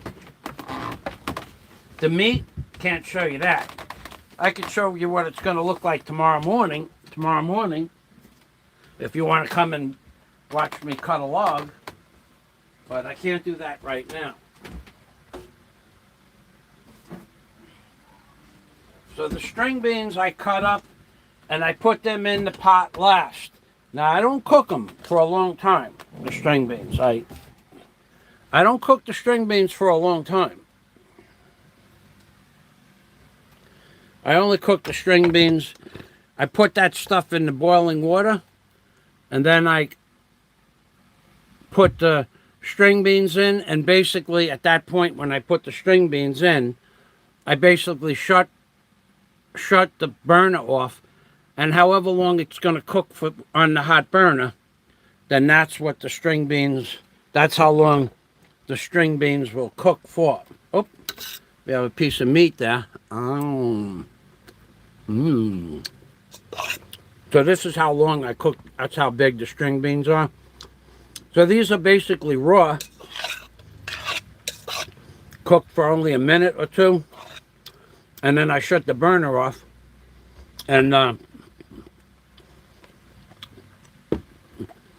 that 2 ounces of cheese and a half a pot of chopped string beans is all the cheese I have. So there's a little salt in the cheese, but not much.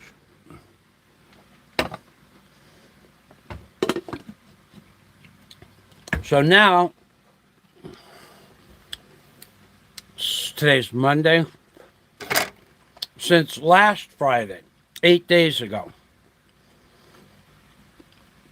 this is the only thing I've eaten 3 times a day. No bread, no candy, 1 teaspoon of sugar, and my coffee in the morning.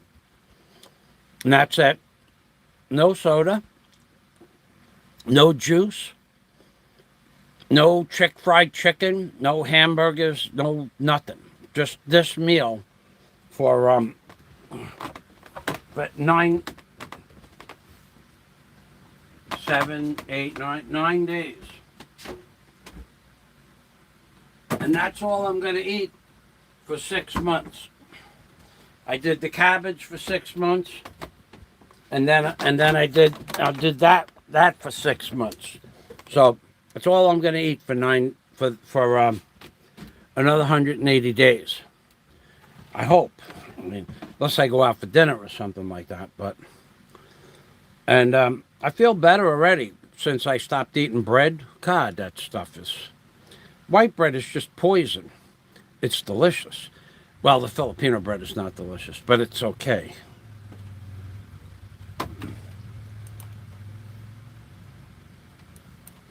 So, I can't really talk to you too much more about the banking industry.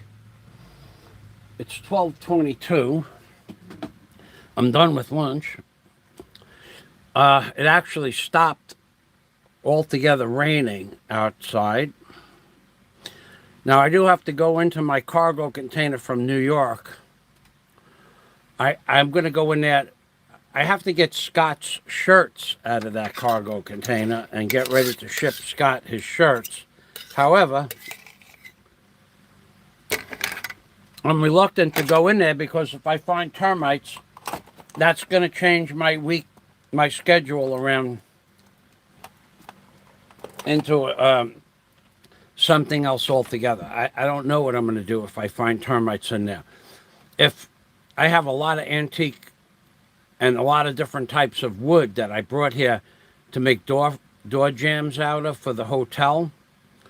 I have several sheets of plywood, construction grade 3/4 inch exterior touch sanded, good one side. A lot of mahogany. When I built my 21-foot cabin cruiser boat, it had hundreds of board feet of 3/4 inch mahogany that I used for decoration, the sides of the boat and stuff like that. Well, when I dismantled the boat, I kept all that mahogany. I kept the fur marine grade, aircraft grade and marine grade plywood. I kept whatever I could keep. And I have many sheets of, well, like the doors were marine grade plywood. They're still good.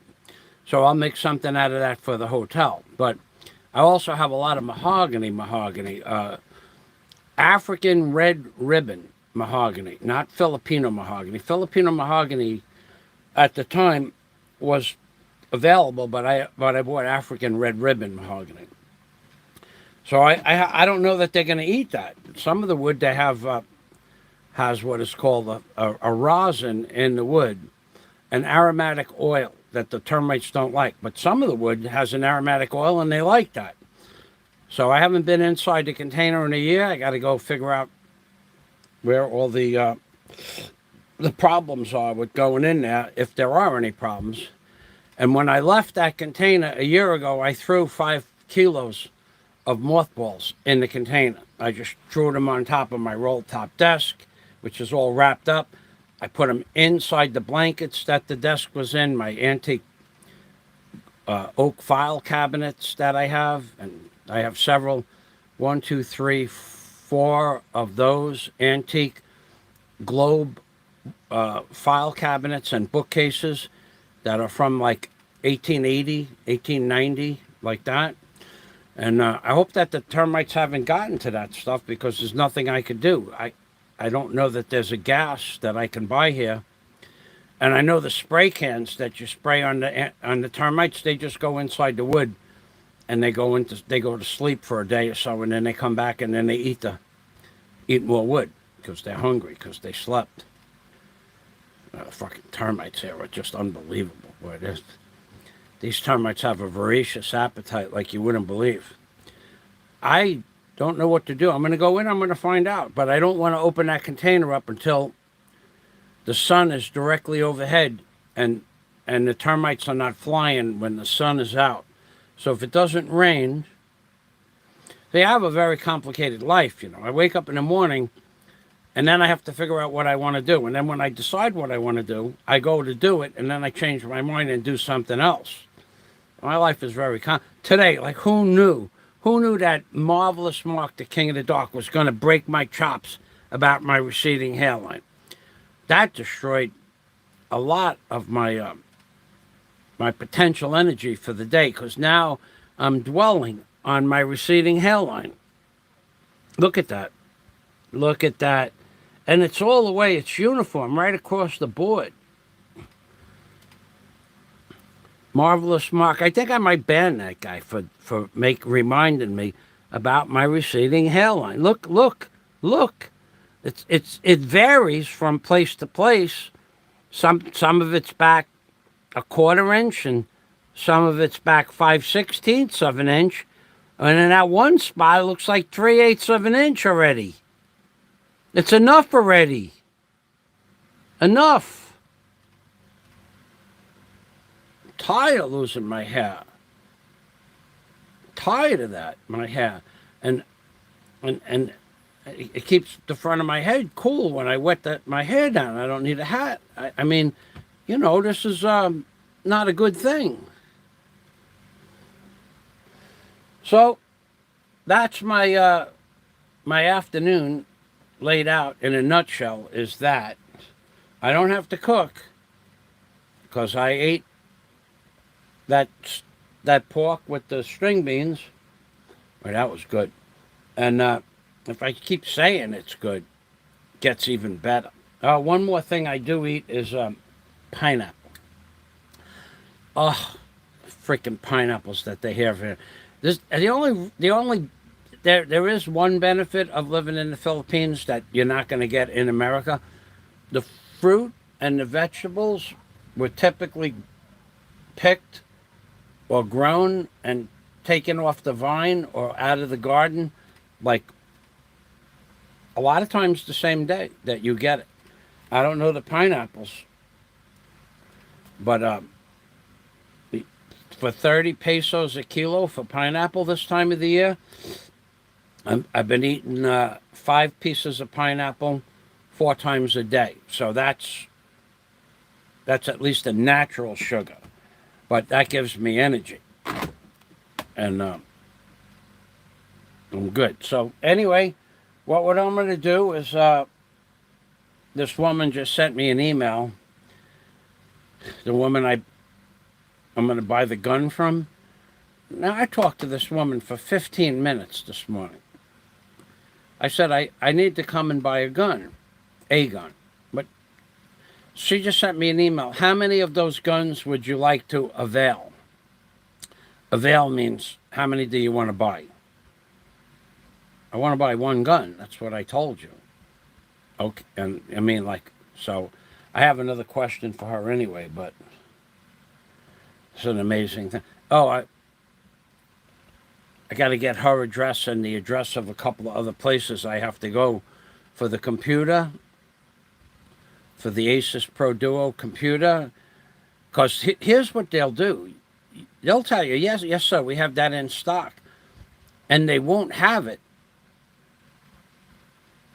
Yes, the ReBar tying guns. They won't have the computer in stock, but you'll go there. Yes, sir, just come. We have them in stock. And you'll go there and they'll try to sell you a different computer. They knew they didn't have it, but they want you in the store so they can sell you something. That pisses me off like you wouldn't believe.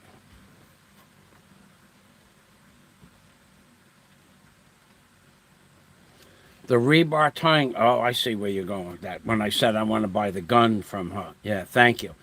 Oh, yeah. That wouldn't fly well with the police anyway. That would be unjust vexation. But thank you for reminding me. Thank you. Yeah. The little vegetable brain. The little man with the small vegetable brain. It atrophied. Thing got hard like you know what I bet that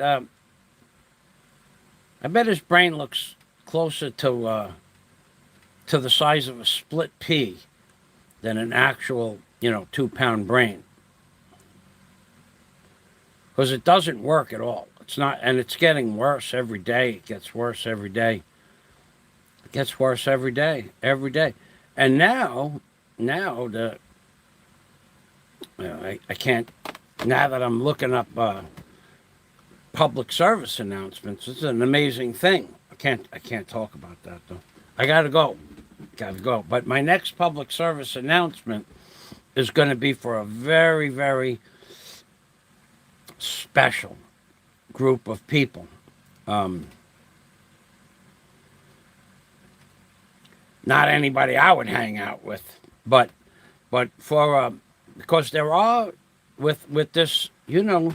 Let me tell you something about this LGBTQ. I did some research to help some people that to find to find a place that's comfortable for them to go on vacation, right? Well, that's okay because it's LGBTQT. But now they have on the sidebar of that, they have other websites where there was something thinking Manbla or Mambla, where there's a group of men. I'm not sure if there's women involved in this. I didn't open up the link. There's a lot of stuff I won't open. But there's a group of men. I heard this on YouTube about a year or so ago also. There's a group of men that want to make it legal to marry what we now call underage children.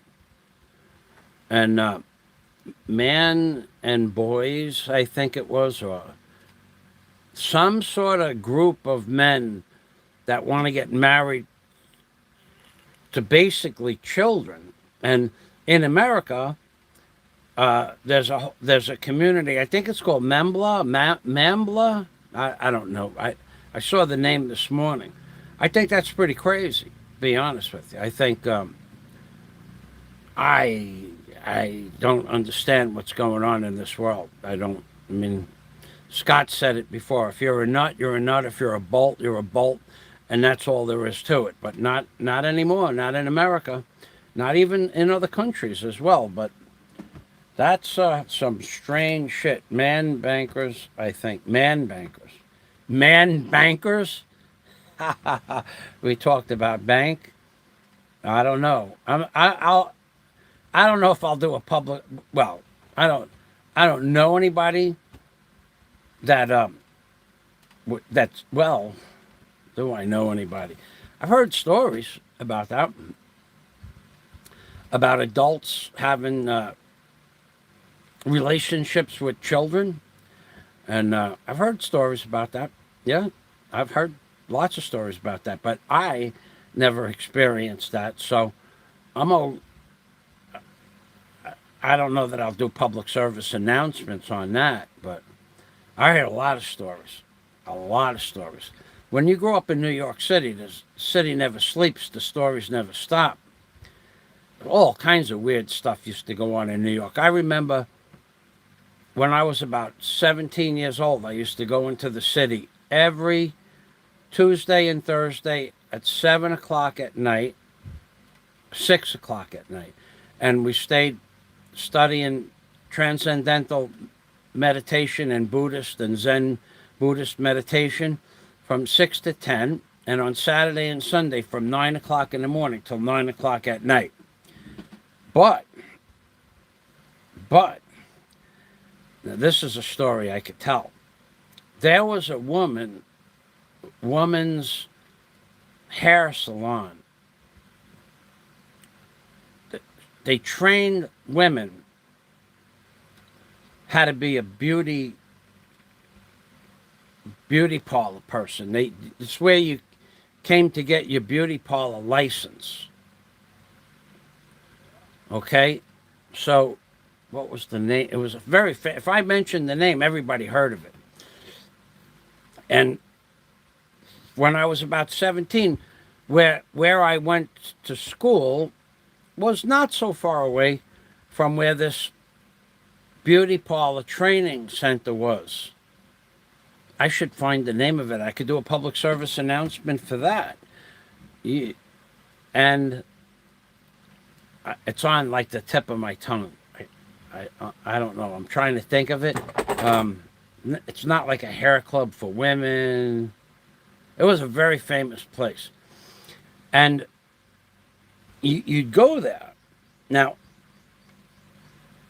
it was a hotel too. It was so people, women, not men, but women from all over the world came to this hotel, and that's where in the building they had the schools. So women from France that didn't speak any English, or Germany, Russia, England, America, women from all over the country used to go to this hair place. I should try to look it up.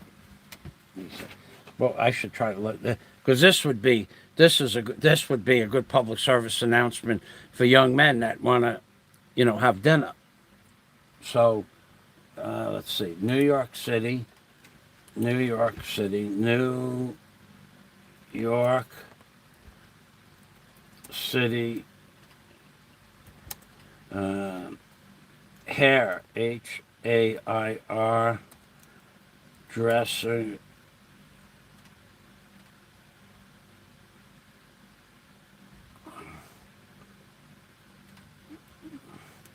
school, SCHOOL. I'm telling you, I'm not kidding you about this either. This school should still be in business. It was, well, I guess they call it a cosmopolitan cosmetology schools. Okay.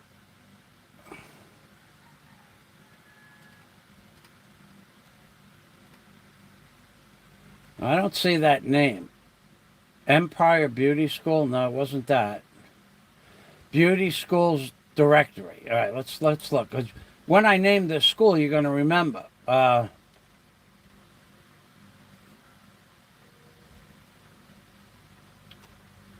No, it doesn't have the name there.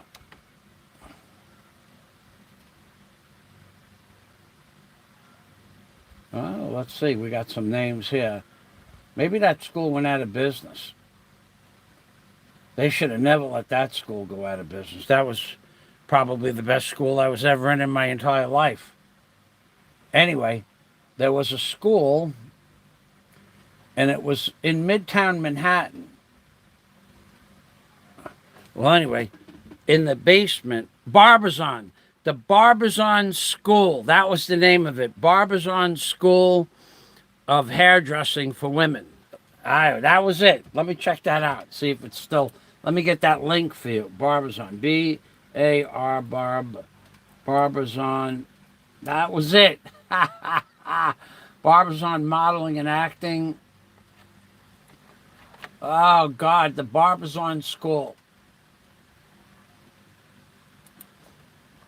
Barbizon Modeling. Models. Well, I guess they don't do. Maybe it was. Nah, it was a hair salon. Maybe it was the Barbizon Modeling School. Nah, I think they did hairdressing too. Cause, well, maybe you could go to that hotel, but it was the Barbizon Hotel. It was. I had so much fun when I was a kid.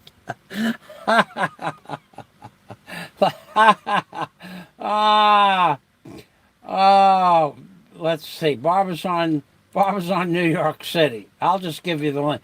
Acting, modeling, and acting. I could have swore it used to be for hair salon. It was for hair salon. There's no way I could forget that. It was the Barbizon Hair Salon School. Maybe now they don't have hair salon anymore. Unless I'm that far off. But I never really spent much time in the bar. So anyway, let me get this link for you people. You're gonna want, if you live in New York City and you want to go out and meet women.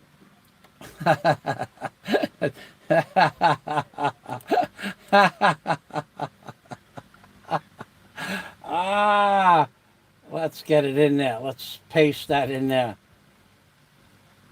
Oh man, it just barely fits.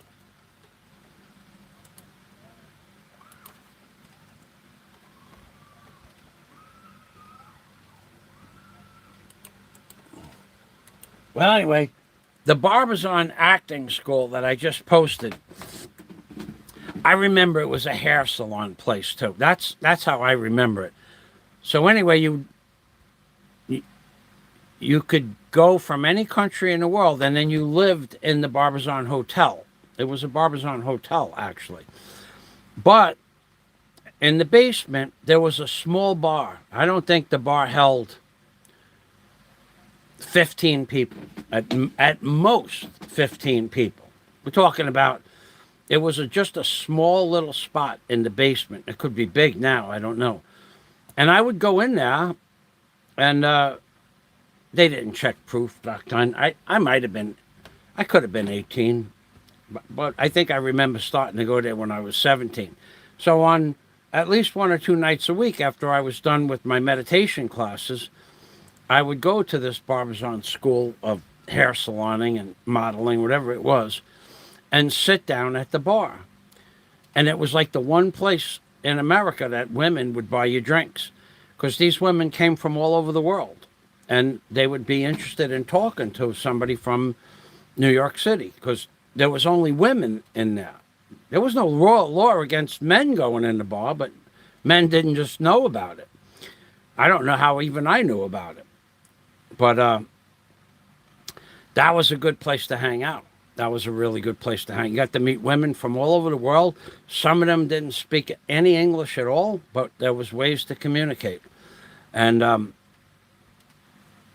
the Barbizon School for Women, at the hair, maybe it was modeling. I don't know. But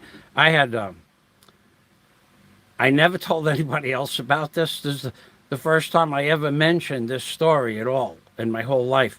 Not publicly. This is the first time that this story has hit the internet. And I don't know that men are... So anyway, there was rules. There were a lot of rules. So my class ended at 10 o'clock at night. And you were allowed in the bar, but you weren't allowed to visit the rooms. So you weren't allowed to do that. So I never did that. But I think if you wanted to visit the room, I think there was, I remember seeing a very, very nice black man who was the elevator operator. I heard stories from the bartender that if you give that guy $10, he'll bring you up to any floor you want. I don't know. I don't know that that was true. I'm just saying that for $10, he would bring you up to any floor you wanted. So if you met a woman that was on the 8th floor, for $10, he'd bring you to the 8th floor. I never knew that to be a fact, but the bartender said that, and maybe if I'm ever 17 again, I think I'll check that out. But that was one of the cool things about living in New York City, growing up in with freedoms that we don't have anymore. Now there's probably a million security cameras that, you know, they encode you probably. Who knows? Anyway, yeah, I wish I could share my Doreen, my snow, my blizzard story with going to visit Doreen on Shore Parkway in a blizzard with my motorcycle hanging out of the back of my car. But I can't do that. But if I ever told that story, boy, oh, we'd have Mr. Split Pea Brain would be posting that crap all over the internet.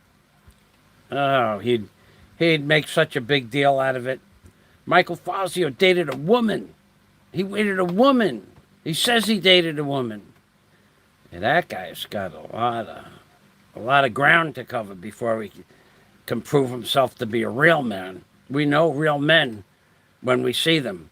They drink four gulps and 7 bubbles of distilled water at a time.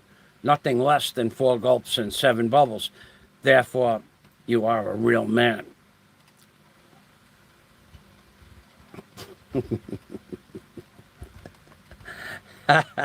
My public service announcement for the day, the Barbizon School for Women.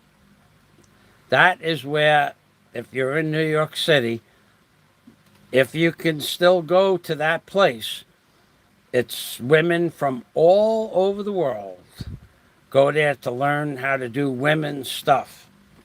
And they don't take their husbands with them.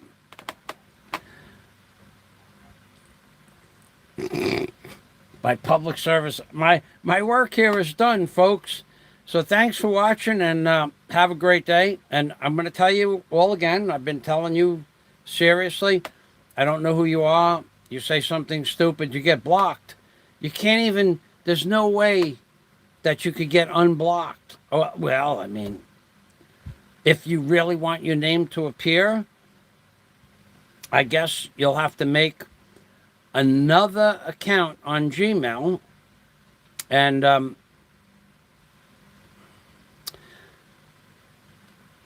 I think you could do that, have the same name, add a period or add an apostrophe or something to your name, and then come on and at the same time say that I just gave you a hefty donation to your PayPal account. Please don't block me.